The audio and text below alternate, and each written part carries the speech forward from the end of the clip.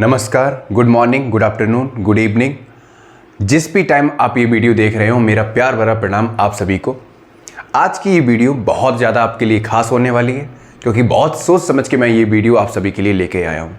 ठीक है, आप लोगों के जो मेनली क्वेश्चंस होते हैं, अगर आप एक स्टूडेंट है ना, तो आपके दिमाग में ये जितने भी मैंने बोर्ड पर अभी टर्म्स लिखे हैं या टाइटल लिखे हैं, ठीक है, कुछ 8 टॉपिक्स लिखे हैं, ये हर बच्चे हर पर्सन के दिमाग में मेनली चलते हैं अगर वो अपनी लाइफ में कुछ करना चाहता है। कुछ नहीं करना चाहता तब भी उसके दिमाग में बहुत कुछ चलता है। ठीक है, कुछ नहीं करता है तो दिमाग में एंग्जाइटी चलती है, डिप्रेशन बना रहता है, क्योंकि कुछ काम करने का मन ही नहीं करता।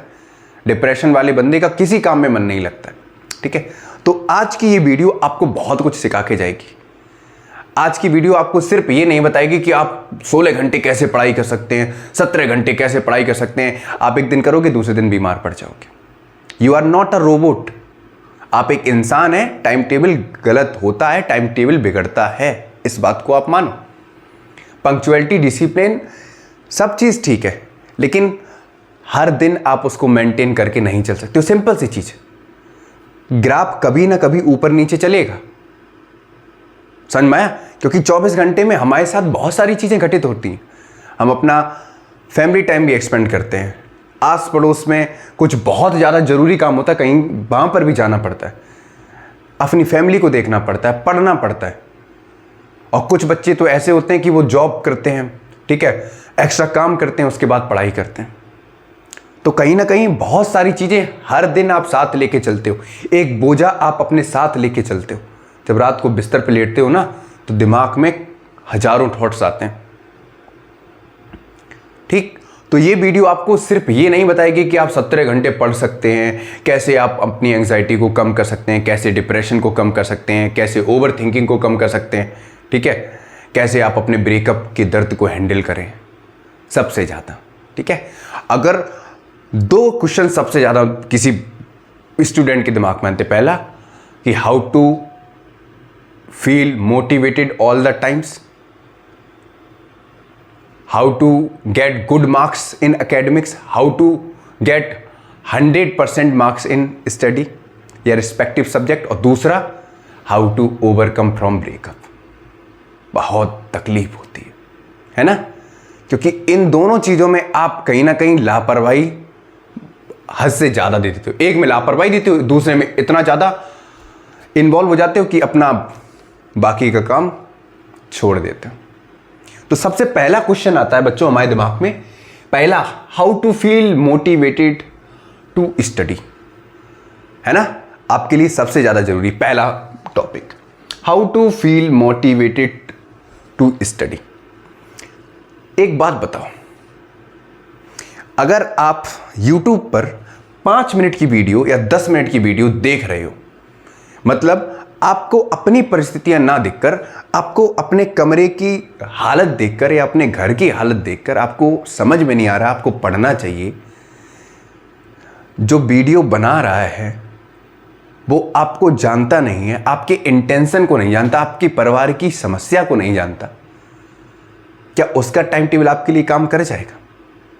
हो सकता है वो एसी में बैठ के पढ़ता हो, कूल एंड काम होके पढ़ता हो, ठीक, परिस्थितियां उसकी खराब हो सकती हैं, जो आपको दे रहा है वो आपको समझा रहा है, सही समझा रहा है, लेकिन क्या आप दूसरे के थ्रू ज्यादा अच्छे से समझ सकते हो या खुद के थ्रू? बात समझ में आ रही है? आप अपने भीतर ज्यादा अच्छे से झांक के देख सकते हो या दूसरे के भीतर? जब आप अपने ही भीतर झांक कर अच्छे से नहीं देख सकते तो दूसरे को क्या खाक देखोगे? समझ में आया? जिसकी खुद की आंखों की रोशनी धुंधली हो, क्या वो दूसरे को रास्ता दिखा सकता है? नहीं दिखा सकता। बात समझ में आ रही है नहीं आ रही?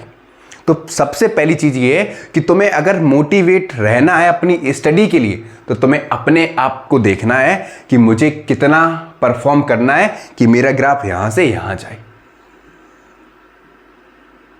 हो सकता है कि तुम्हारे सर्किल में कुछ ऐसे बच्चे ना हो जो बहुत अच्छा पढ़ते हो, तो तुम उनको देख के पढ़ोगे तो तुम्हें लगेगा ही कि मैं बहुत अच्छा कर रहा हूं, लेकिन तुम्हें अपने आप को देख के चलना है कि तुम्हारी कंपटीशन जिस फील्ड में हो उसके टॉप फाइटर के साथ होने वाली है, और तुम्हें अपने आप को उस चीज के लिए बिल्डअप करना है।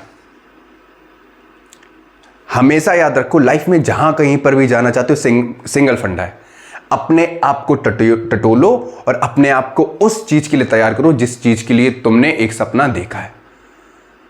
लाइफ में दूसरे को मत देखो, बिल्कुल भी मत देखो। मैं तो कहता हूं सिंगल, एकदम अपने आप को देखो, सिंगल फोकस होके जो भी तुमने टारगेट चुना है सिर्फ उस पर ही ध्यान दो।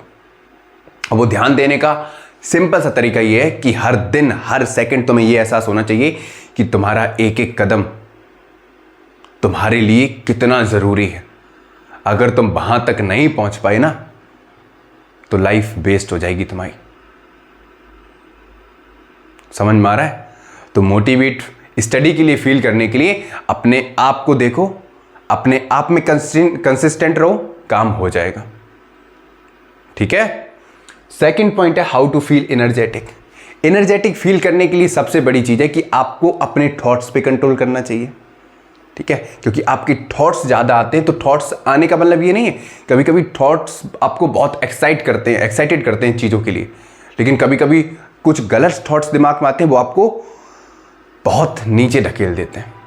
ठीक है, कभी कभी कुछ थॉट्स ऐसे आ जाते हैं, कुछ थॉट्स इतने नेगेटिव होते हैं कि आपके माइंड को पूरा डिस्टर्ब कर देते हैं। ठीक है, तो जितना हो सके कम से कम विचारों को अपने दिमाग में लाओ। ठीक है, विचार कम करो। विचार कम करने का मतलब सीधा सा है कि ज़्यादा से ज़्यादा जागरूक होकर कोई काम को करो। जागरूक होने का मतलब ये है कि सबसे पहली चीज़ है ध्यान करो, सुबह उठ के एक्सरसाइज करो। ठीक है, अनहेल्दी मत खाओ, अनहेल्दी खाने से दिमाग पर लोड पड़ता है, ये भी फैक्टर है। ठीक है, तो एनर्जेटिक के लिए सबसे पहला ध्यान करो, ओवर थिंकिंग कम करो, तो ज़्यादा से ज़्यादा एनर्जी आपके पास रहेगी। ठीक। थर्ड फैक्टर है how to feel motivated all the time. बता दिया। मोटिवेट होने के लिए आपको आपके आसपास सभी चीज़ें दिख जाएंगी। जैसे जब पढ़ने का मन ना करे तो सुबह सामने जो आपके घर के पास सब्जी का ठेला लगाता है उसको देख लो। सुबह से शाम तक 400-500 रुपये कमाता है, दिन भर लगा रहता है। पानी बतासे वाले ठेले को देखो, लगातार अगर 500 पानी बतासे है ना तो वो लगातार फोड़ता रहता है और एक ही जगह खड़े होकर पानी बतासे बेचता है। उसके भी पैर दर्द करते होंगे, शाम को जाता होगा वो भी, और पानी बतासे बेचने से पहले कितनी बार वो घर पे उसको भट्टी पे तैयार करता होगा बतासे सेकने के लिए। समझ में आ रहा है? अपने आप को देखो, अपने आसपास की हर एक चीज को देखो जिससे तुम सीख सकते हो, तो हमेशा मोटिवेट रहोगे। ठीक। थर्ड पॉइंट है, fourth point sorry, how to overcome over thinking. बता चुका हूं, ये एक ही क्वेश्चन है। ओवर थिंकिंग से बचने के लिए सबसे पहले अपने आप को न्यूट्रल रखो कोई चीज के लिए। ओवर थिंकिंग तभी ज्यादा होगी जब आपके विचार बहुत ज्यादा होते हैं। कोई भी चीज के लिए बहुत ज्यादा विचार करना हमेशा ओवर थिंकिंग के साथ भाई एंजाइटी और डिप्रेशन का काम करता है। तो सबसे पहली चीज है किसी भी चीज के लिए आपको न्यूट्रल होना आना चाहिए। अगर आप कोई भी चीज के लिए न्यूट्रल होना जानते हो, आप एक सही ट्रैक पे हो। और ये एक दिन में नहीं आता, ये एज के साथ आपके हैबिट में आता जाता है। जैसे जैसे आप उम्र के साथ आगे बढ़ते हो, चीज़ों को जागरूक होकर देखते हो, तो आप अपने आप न्यूट्रल होना शुरू हो जाते हो, क्योंकि आपको पता है कि जो बात 4 लोग कर रहे हैं उनका कोई महत्व तो नहीं है। ठीक है, समझ में आ रहा है? फिफ्थ पॉइंट है how to overcome laziness. Laziness का सिंपल सा तरीका यह है कि कोई काम को सोचना और ना करना, यही लेजीनेस होती है। आपको लगता है कि मुझे आज सैम्पल पेपर प्रैक्टिस करना है, आज फिजिक्स की टेस्ट सीरीज़ लगानी है, मैथ्स की टेस्ट सीरीज़ लगानी है, बायोलॉजी की टेस्ट सीरीज़ लगानी है, शाम को पढ़ूंगा, शाम को 4-5 घंटे निकाल लूँगा, काम कर लूँगा, अभी थोड़ा सो लूँ, काम बिगड़ जाता है। याद रखो कि वही टाइम जब तुम पढ़ोगे, वही टाइम तुम्हारे साथ एक बोझा बन के लगेगा। अभी 2 घंटे पढ़ लोगे, अभी के टाइम पे अगर पढ़ना स्टार्ट करोगे तो एट अ पॉइंट अभी दिमाग शांत है, काम अच्छे से हो जाएगा। अब वही काम तुमने शाम तक टाल दिया तो शाम तक के बीच में आप पता नहीं कितने कितने लोगों से मिलो, आपका दिमाग कितने लोग डाइवर्ट करें, दिमाग में क्या क्या उलझने आए, और शाम को वो जो 2 घंटे तुमने तैयार निकाले थे अपने लिए, उस टाइम वेस्ट हो जाएंगे। कहोगे यार दिमाग खराब है, छोड़ो कल लगाएंगे। तो लेजीनेस से बचने के लिए सबसे सरल तरीका है कि जिस मोमेंट पे लगे कि अभी टाइम बच रहा है, अभी सेफ है, उसी टाइम पे काम करना स्टार्ट कर दो। पहली चीज, ठीक है। आलस दिमाग में आप आए उससे पहले काम करना, एक्शन तुम्हारा पहले हो जाए। ठीक है, थॉट्स आता है ना कि कल करेंगे, उससे पहले एक्शन कि नहीं अभी कर लेते हैं, काम हो जाएगा। ठीक है, मन को डाइवर्ट कर दो। जब भी आलस आए तुरंत 2 मिनट के लिए आंख बंद करके 5 मिनट के लिए बैठ जाओ लंबी सांस लो, गहरी सांस लो, थोड़ा गुनगुना पानी पियो, ठीक है, थोड़ा बहुत टहलो अकेले में। ये नहीं कि म्यूज़िक लगा लिया, फ़ोन निकाल लिया थोड़ा शांत करने के लिए, फ़ोन नहीं करना है, फ़ोन को साइड से रख दो, छत पे चले जाओ, एकांत में 2-4 मिनट बैठो और जो गोल अभी सोचा है उसी के बारे में सोचना स्टार्ट करो कि ऐसे ऐसे। तो अच्छे थॉट्स जब आते हैं ना, जो गोल के पर्सपेक्टिव से होते हैं, 1 नंबर होता है काम को। समझ में आ रहा है? 6 पॉइंट हो गया, how to overcome exam fear. Exam fear सबसे बड़ी प्रॉब्लम होती है बच्चों की। एग्जाम फियर सबसे ज्यादा आता है लेजीनेस की वजह से, काम चोरी की वजह से, ठीक है। कोई भी काम को आप टालते रहते हो।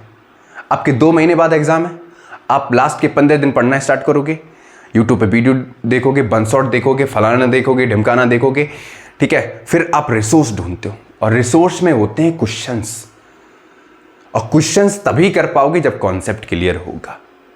तो एग्जाम फियर से बचने के लिए सबसे पहले आप टाइमली अपने सिलेबस को कंप्लीट करो। पहली चीज, जब आप टाइमली, ध्यान से सुनो, टाइमली आप सिलेबस को कंप्लीट करते हो, ठीक है, तो एग्जाम फियर कम हो जाता है, खत्म नहीं हो जाता। और एग्जाम फियर को खत्म करने के लिए आपको क्या करना है, PYQs लगाने हैं, ठीक है। और PYQs कब आते हैं? देखो, PYQs में होते हैं क्वेश्चंस, और क्वेश्चंस तभी कर पाओगे जब कॉन्सेप्ट होगा क्लियर। आई बात समझ में? तो एग्जाम फियर का तरीका पता है क्या करना है आपको? सबसे पहले टाइमली, ठीक है, टाइम टेबल के हिसाब से, टाइम टेबल का मतलब छोड़ो गोली, टाइमली कंसिस्टेंटली क्या करना है आपको? अपना सिलेबस कंप्लीट करना है। और सिलेबस कंप्लीट करने के बाद आपको मन करे तो टॉपिक वाइज क्वेश्चन प्रैक्टिस करो या चैप्टर वाइज क्वेश्चन प्रैक्टिस करो, जिसकी वजह से एग्जाम फियर क्या होगा? कम होगा, कॉन्फिडेंस लेवल बढ़ता जाता है, ठीक है। आपके एग्जाम 2 महीने बाद हैं और आपको तैयारी अभी से है, तो लास्ट टाइम तक कोई फियर रहेगा ना। डर कब आता है? काम चोरी से। डर हमेशा काम चोरी से आता है। मक्कारी करोगे, डर बढ़ेगा। बात समझ में आई? ठीक है। हाउ टू ओवरकम एंग्जाइटी बता चुका हूं, ठीक है, ये फैक्टर बता चुका हूं। हाउ टू ओवरकम ब्रेकअप बड़ा कठिन सवाल है सर, इस पर अपनी राय दीजिए। तो बच्चों, इस पर कोई अपनी राय नहीं दूंगा। हर इंसान अपने अपने स्तर से अपने अपने रिलेशनशिप को डिफाइन करता है, ठीक है। सबसे बड़ी चीज़ है कोई भी चीज़ के लिए, कोई भी रिश्ते के लिए, कि क्या आपने उस रिश्ते में अपना 100% दिया। और 100% देने का मतलब ये नहीं होता, तुम्हें कैसे पता चलेगा 100% देने का? 100% का मतलब होता है, पहला, उस व्यक्ति पर पूर्णतः ट्रस्ट करना। सेकंड होता है उसको सबसे ज़्यादा रिस्पेक्ट देना, ठीक है। और थर्ड चीज़ होता है उसको फ्रीडम। 3 चीज़ों पे कोई भी रिश्ता चलता है। पहला, सबसे most important, respect, second trust, और तीसरा फ्रीडम, ठीक है। ब्रेकअप होने के 3 सबसे बड़े कारण यही हैं कि सबसे पहला, लोगों में डिसरिस्पेक्ट बढ़ती है, ट्रस्ट कम होता है और बाउंडेशंस बढ़ जाती हैं। अगर ये तीनों चीज़ें रखोगे तो कोई भी रिश्ता कभी नहीं चल पाएगा। रिश्ता जितना अच्छा चलाना है, जितना आगे बढ़ाना है, उसको मजबूत बनाना है, तो सबसे पहले रिस्पेक्ट करो, सेकंड उस पर ट्रस्ट करो, और तीसरा उसको फ्रीडम दो। आई बात समझ में? और कोशिश करना कि ये वीडियो हर बच्चे, हर स्टूडेंट, हर व्यक्ति के पास, चाहे वो कोई भी कंपटीशन की तैयारी कर रहा हो, चाहे क्लिप निकालो, चाहे कुछ निकालो, चाहे शॉर्ट्स वीडियो बनाओ, लेकिन उन तक पहुंचाओ। समझ में आया? बहुत गेमिंग वीडियो पहुंचा दी, बहुत बिग बॉस वाली चीज़ें पहुंचा दी, ठर की चीज़ें तुमने बहुत शेयर कर ली। आप कुछ ऐसा शेयर करो जो लोगों के दिमाग में शांति से रहे, लोगों की विचारधारा को सही डायरेक्शन में लेके जाए, ठीक है।